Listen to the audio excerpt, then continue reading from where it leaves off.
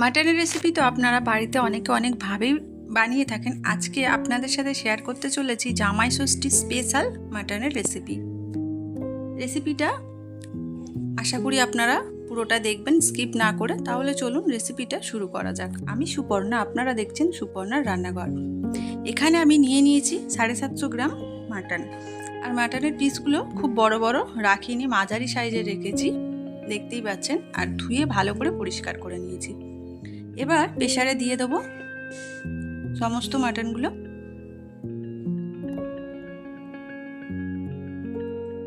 দিয়ে দিলাম হাফ চামচ লঙ্কা গুঁড়ো, হাফ চামচ হলুদ গুঁড়ো, আর দিয়ে দেবো 3 থেকে 4 চামচ সর্ষের তেল, আর দিয়ে দেবো অল্প একটু নুন।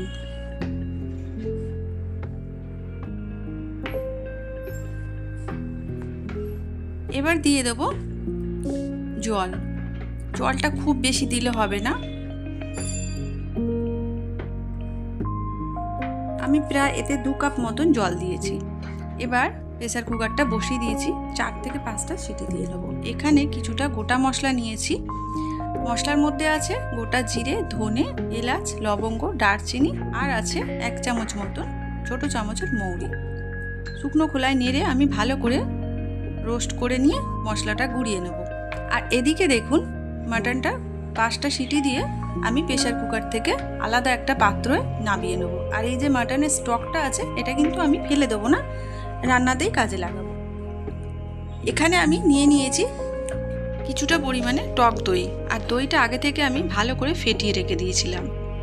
এবার দিয়ে দেবো আদা, রসুন, কাঁচা লঙ্কার পেস্ট আর পেঁয়াজ একসাথে বেটে নিয়েছিলাম, দিয়ে দিলাম 2 চামচ মতন। আর দিয়ে দেবো টমেটো বেটে রেখেছিলাম মিক্সিতে, সেটাও দিয়ে দিলাম 2 থেকে 3 চামচ। এবার খুব ভালো করে মশলাগুলো আমাদের মাটনের সাথে মাখিয়ে রেখে দিতে হবে।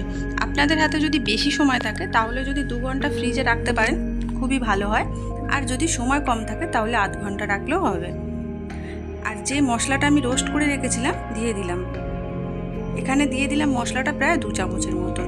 সমস্ত কিছু খুব ভালো করে আমাদের মাটনের সাথে মিশিয়ে নিতে হবে।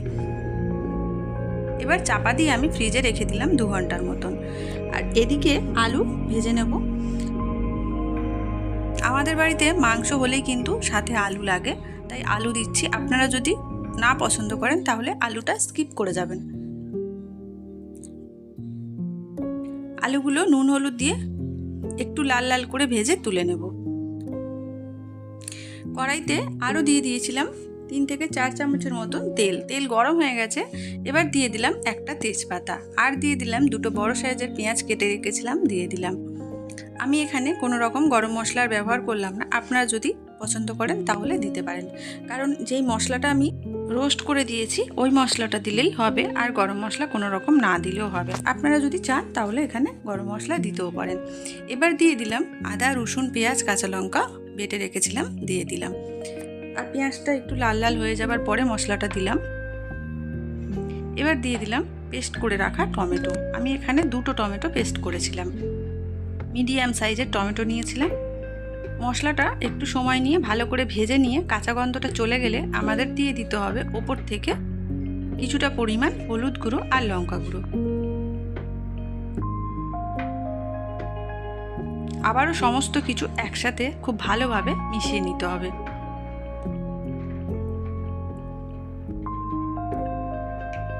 দেখুন মশলা থেকে তেল ছেড়ে দিয়েছে। আমি কিন্তু একটু সময় নিয়ে মশলাটা ভালো করে কষিয়েছি।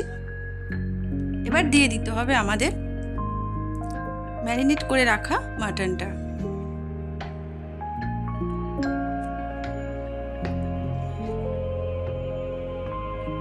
প্রেসার কুকারে আমাদের মাটনটা কিন্তু হাফ সিদ্ধ হয়েই আছে, তাই আর বেশি সময় লাগবে না। এই যে মাটনের স্টকটা আমি রেখেছিলাম, এখন অল্প অল্প করে দিয়ে ভালো করে কষিয়ে নিতে হবে।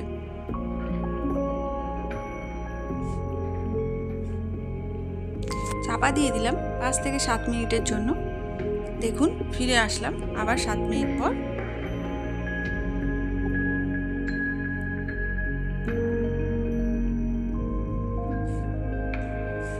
আবারও খুব ভালোভাবে মাটনটা একটু সময় নিয়ে কষিয়ে নিতে হবে।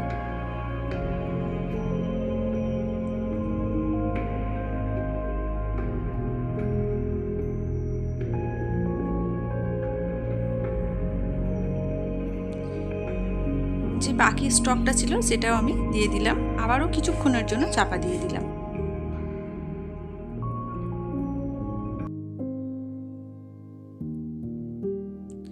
আজকের রেসিপিটা যদি আপনাদের ভালো লেগে থাকে তাহলে আমার চ্যানেলটিকে সাবস্ক্রাইব করে লাইক কমেন্ট শেয়ার করে দেবেন, আর পাশে থাকা বেল আইকনটি প্রেস করে দেবেন। তাহলে যখনই আমি ভিডিও আপলোড করব আপনাদের কাছে সবার আগে নোটিফিকেশান চলে যাবে। খুব ভালো করে সমস্ত কিছু কষানো হয়ে গেছে। এবার দিয়ে দেবো ভেজে রাখা আলু। আলু দিয়ে 1 মিনিট মতন একটু নাড়াচাড়া করে পরিমাণ মতন জল দিয়ে দেবো।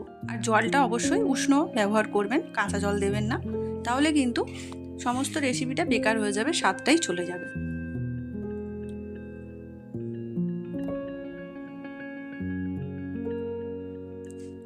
খুব ভালোভাবে সমস্ত কিছু মিশিয়ে আমি চাপা দিয়ে দেবো। দিয়ে 15 থেকে 20 মিনিট মতন একদম গ্যাসের ফ্লেমটা কমিয়ে রান্নাটা করে নিতে হবে।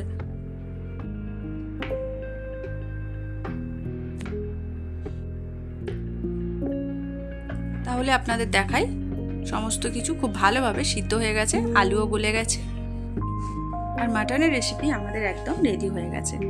কিছুটা পরিমাণ ভাজা মশলা আবারও ওপর থেকে দিয়ে গ্যাস কমিয়ে কিছুক্ষণের জন্য চাপা দিয়ে রেখে দেবো। এতে করে কি হবে, স্মেলটা খুব সুন্দর আসবে।